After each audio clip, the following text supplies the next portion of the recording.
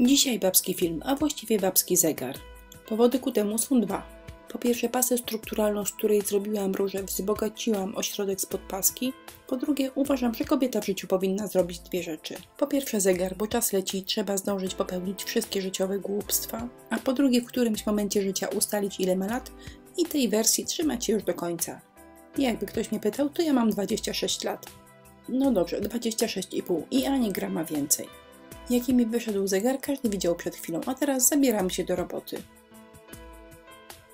Tarcza zegara zrobiona jest z MDF-u. Jeden raz pokrywam ją primerem. Po wyschnięciu położyłam farbę akrylową. Przynajmniej na primerze nie ślizga się pędzel. W środku zegara nakleiłam papier ryżowy w romantyczne róże. Po prostu wycinam kółko i przyklejam na klej do decoupage. Zaczynam od posmarowania zegara klejem. Wtedy dopiero przykładam papier ryżowy i wszystko od góry jeszcze raz zasmarowuję klejem. Gdy wszystko wyschnie, papier ryżowy z góry zabezpieczam lakierem matowym, akrylowym.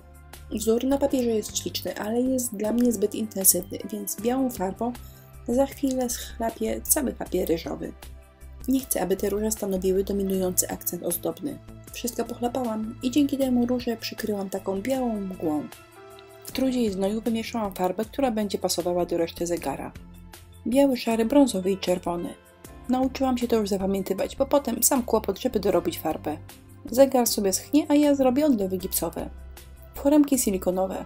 Do odlewów, mydła, pasty, do czego tam chcecie. Ale ja akurat chciałabym do gipsu. To jest gips ceramiczny.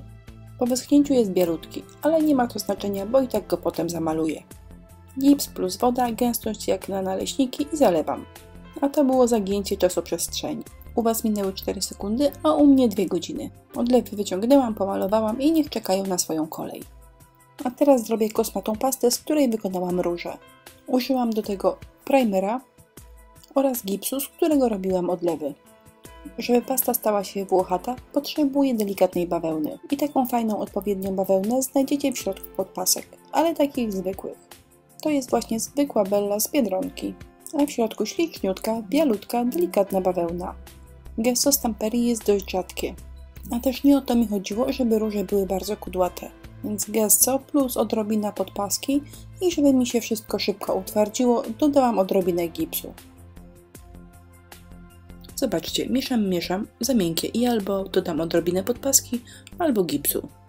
Konsystencja, która mnie interesuje, wygląda tak. Po pierwsze łatwo się kształtuje, po drugie trzyma formę. Taka masa nadaje się do kształtowania. W sumie prosta sprawa, jeden ruch. Nabieramy na szpachelkę naszą masę i ściągamy. Jeżeli oglądaliście mój wcześniejszy film o łapaczu snów ze skrzydłem, to technika jest identyczna. Na szpachelkę nabieram pastę, a kudełki z brzegu robią się same. Teraz wystarczy masę ściągnąć ze szpachelki i jeżeli coś wyszło nie halo, to można to spokojnie dokształtować. To nie jest trudne, bo jak widzicie, ruch ściągania cały czas jest taki sam, ale zanim zabierzemy się za kwiatki, trzeba trochę poćwiczyć na boku. Ja dodałam trochę gipsu, żeby masa wysychała szybciej, czyli schła mi około 2 godzin. Jeżeli chcecie tylko ćwiczyć, gipsu można dodać mniej albo wcale. Wtedy możecie ćwiczyć 2 dni, ale nie ma takiej potrzeby, bo jak mówiłam, ruch ściągania ze szpatułki jest bardzo prosty. Tą masą, którą widzieliście przed chwilą, robię teraz róże. W ten sam sposób, a jeżeli jakiś płatek nie wyjdzie, to mogę go zebrać z powrotem i domieszać do reszty masy. Na szczęście zegar ma białe tło, więc jak coś mi nie wyjdzie, nie będzie się rzucało w oczy. Jeszcze raz zobaczcie z bliska, te kudełki po nabraniu na szpatułkę pasty robią się same. Czym więcej bawełny, tym więcej włosków, ale nie można przesadzić. Gdy dałam za dużo bawełny, ona także dała się kształtować, ale nie tworzyła takich ładnych, równych, półokrągłych powierzchni. Może teraz film przyspieszę, bo takie oglądanie nudne jest. I niczego nowego nie wnosi, bo cały czas ściągam pastę ze szpachelki w ten sam sposób. Z taką różnicą, że czasami to robię z prawej, a czasami z lewej strony szpachelki. Wydaje mi się, że tą masę można barwić, ale jeszcze nie próbowałam. Właściwie to pomyślałam o tym dopiero teraz. Jak znowu najdzie mnie ochota na eksperymenty, to chyba spróbuję. Listki zrobiłam w ten sam sposób, a różyczki wyglądają tak. I w tej chwili trzeba je zostawić w świętym spokoju, żeby wyschły. Jak wspominałam, moje mają dodatek gipsu, więc schły 2 godziny, ale bez gipsu chyba trzeba by je zostawić na całą noc. farby akrylowe pasujące swoimi kolorami do środka tarczy. Mocno rozwodnione i malujemy. W pierwszym kroku wszystko na bardzo jaśniutki, rozwodniony róż. W drugim kroku głębsze partie różyczek, czyli cyferblat zegara, pokrywam ciemniejszą farbą. Jak różyczki przyłożyłam do oka, to wcale nie wyglądają rewelacyjnie. Ale to jest duży zegar i mam nadzieję, że nikt nie będzie na niego patrzył z 5 cm. Na listkach dodałam jeszcze odrobinkę zieleni i teraz kwiatki prezentują się tak. Tarcza zegara jest nudna, jakaś taka bez wyrazu, więc dodam szablon. Żeby wzór odbył się ładnie, użyję kleju tymczasowego. Tak wygląda nowe opakowanie, stare po 2 latach wykończyłam. Jak działa klej, chyba każdy wie, trzeba spryskać szablon i go przesuszyć. Gdy się świetnie przykleja do palca, ale go nie brudzi, możemy używać. Aby mieć pewność, że farba nie wpłynie pod szablon, lepiej używać je z pędzelków czy gąbeczek. Gdy używamy gąbki, trzeba uważać bardzo z ilością farby, żeby nie przesadzić, bo wtedy wpływa pod szablon. Wydaje mi się, że z pędzlem jest mimo wszystko łatwiej. Wystarczy trochę postukać o kartkę, a potem już można lecieć po szablonie. Wzór wyszedł mi tak i wydaje mi się, że jest za ciemny. Jak wiadomo, w dekupażu nie poddajemy się bez walki, więc będę chlapać.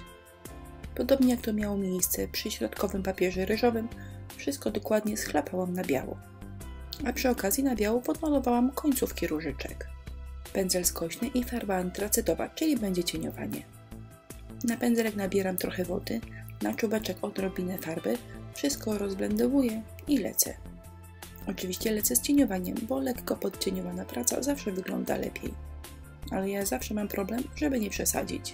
Miało być lekko, a wyszło jak zwykle. A teraz zakrętasy na brzegach zegara. Żeby nie mnożyć preparatów, użyję tego samego gesso. Zabarwię je farbami akrylowymi, żeby uzyskać ten sam kolor, który mam na obrzeżach zegara. Uzyskaną masę wkładam do aplikatora. Tutaj bez komentarza, już bardziej upaprać się nie mogłam. Pękł mi woreczek, którym wciskałam gesso do aplikatora, no a potem już jak zwykle fala nieszczęść. Ręce domyję innym razem, a aplikator sprawuje się tak. A teraz zawijaski zakrętaski na obrzeżach zegara, żeby praca wyglądała misternie. Kolor wyszedł taki sam jak na obrzeżach, przynajmniej to się udało. Pasty w aplikatorze jeszcze trochę mi zostało, więc objadę środkowe kółko. To jest klej Stamperi Extra Forte, odpowiednik Express Glue Pentartu. Oba kleje trzymają świetnie, można je używać wymiennie. Odlewem przyklejam, a przy okazji przymierzam, jak będą wyglądały cyfry na cyferblacie. Przed ostatecznym wykończeniem całość przemalowuję jeden raz matowym lakierem akrylowym. Zamalowuję nim wszystko dokładnie, łącznie z odlewami. Lakier wysycha, a ja się zajmę cyferkami. Przemalowuję je farbą akrylową na ciemny nijaki kolor, a potem pokrywam lakierem 3D. To jest taka konturówka, którą można zrobić fajne błyszczące akcenty na naszych pracach. Błyszczące cyferki na matowym zegarze powinny wyglądać dobrze.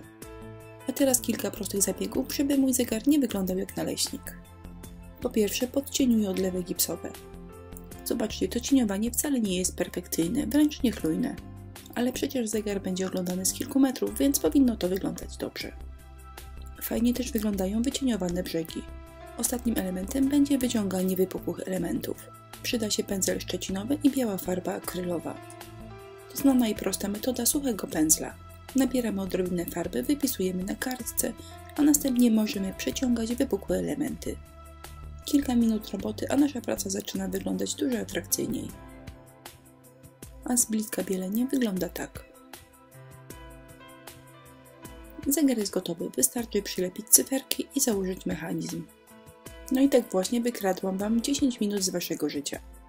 Pół biedy, jeżeli zegar i pomysły Wam się podobają, bo jeżeli nie, to niestety ten czas się nie wraci. Tak czy inaczej, jednym i drugim serdecznie dziękuję za poświęcony czas. Listę produktów użytych w filmie zamieściłam w jego opisie. Jak zwykle zapraszam do naszego sklepu i na inspirillo.pl.